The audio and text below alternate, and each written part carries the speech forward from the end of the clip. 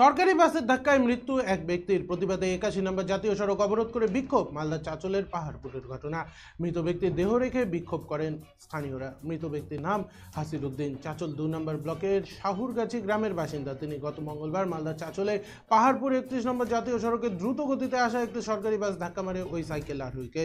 এরপর স্থানীয়রা তড়িঘড়ি তাকে হাসপাতালে নিয়ে গেলে আশঙ্কাজনক অবস্থায় তাকে মালদা মেডিকেল কলেজ এবং তারপর কলকাতা রেফার করা হয়। শুক্রবার কলকাতার SSKM-এ মৃত্যু হয় তার। এদিন মৃতদেহ এলাকায় পৌঁছতেই ক্ষোভে ফেটে পড়ে স্থানীয় বাসিন্দারা। মৃতদেহ রেখে সাধারণ মানুষ এবং মৃত ব্যক্তির পরিবার ৮১ নম্বর জাতীয় সড়ক অবরুদ্ধ করে বিক্ষোভ দেখায়।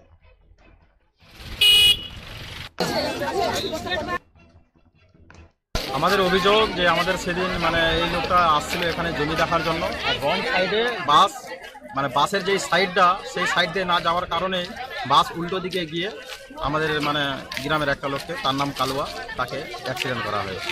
বয়স তার ম্যাক্সিমাম 40। আচ্ছা, স্টেট সরকারি বাস ধাক্কা মেরেছে, রং রুট দিয়ে যাচ্ছিল, আর ব্যক্তি ও নিজের সাইড দিয়ে আসছিল।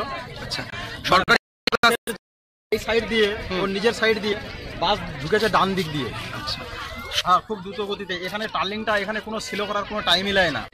আচ্ছা, ঠিক, অনেক গাফলতি।